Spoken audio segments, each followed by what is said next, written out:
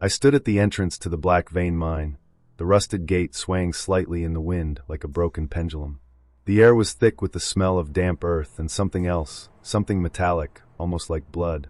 My headlamp cut through the darkness, but it felt like the mine was swallowing the light whole. Behind me, Jax and Theo were arguing, their voices low but tense. "This is a bad idea," Theo said, his usual bravado replaced by unease. He kept glancing at the warning signs nailed to the gate. "Danger. No entry. Condemned. You've heard the stories, Mara. This place is cursed." I rolled my eyes, though I couldn't shake the chill creeping up my spine. Curses aren't real. It's just an old mine. And if we find something big, it'll be worth it. Jax, ever the voice of reason, adjusted his backpack and stepped forward. "Let's just stick to the plan. In and out. No detours." The gate groaned as we pushed it open, the sound echoing into the void. I took the first step inside, my boots crunching on loose gravel. The walls were rough and jagged, carved by hands long gone. Strange symbols were etched into the stone, crude circles and jagged lines that seemed to shift in the light. I snapped a few photos, my excitement battling the growing unease in my gut. The deeper we went, the heavier the air felt. The echoes of our footsteps didn't fade like they should. Instead, they lingered, overlapping until it sounded like someone was walking just behind us. I glanced over my shoulder more than once, but there was nothing there. Just shadows. Then we found the claw marks. 3 deep gouges ran down the wall, the stone shredded as if something had raked its claws through it. Theo ran his fingers over the marks, his breath visible in the cold air. What could have done this? I forced a laugh, though it sounded hollow. Probably old machinery. Or maybe animals. Jax didn't look convinced. Animals don't carve symbols into walls. We kept moving, but the mine seemed to resist us. The whispers started soon after, faint at first, like the rustle of leaves. Then they grew louder, more distinct. "Help us! Please, we're trapped." Theo froze, his headlamp flickering. "Did you hear that?" I swallowed hard, my throat dry. "It's just the wind. Or our imagination." But the voices didn't stop. They echoed from every direction, impossible to ignore. And then I saw the shadows. At first, it was just a flicker at the edge of my vision, a shape darting behind a support beam. Then another and another.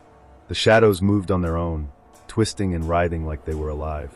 I swung my headlamp around, but the darkness seemed to swallow the light. Jax grabbed my arm, his grip tight. "We need to go. Now." But it was too late. The shadows closed in, and the figures emerged. They were humanoid, but wrong, too tall, too thin, with hollow eyes and skin that shimmered like coal dust. Their mouths stretched too wide, filled with jagged teeth, and their fingers ended in claws that scraped against the stone. The miners, or what was left of them. I stumbled back, my camera slipping from my hands. "Well, what are they?" Theo didn't answer. He just grabbed my arm and yanked me toward the exit. "Run!" We bolted, our headlamps bouncing wildly as we sprinted through the tunnels. The cries of the miners turned to shrieks, a cacophony of hunger and rage. The symbols on the walls glowed faintly, pulsing in time with the creatures' movements. Jax skidded to a halt at a fork in the tunnel. "Which way?" I pointed to the left, but the shadows were already closing in from both sides. The miners surrounded us, their hollow eyes gleaming with malice. One of them reached out, its clawed fingers brushing against Theo's arm. He screamed as the touch burned like acid. In a last desperate act, Jax pulled a flare from his pack and ignited it. The sudden burst of light sent the creatures recoiling, their forms writhing and dissolving at the edges.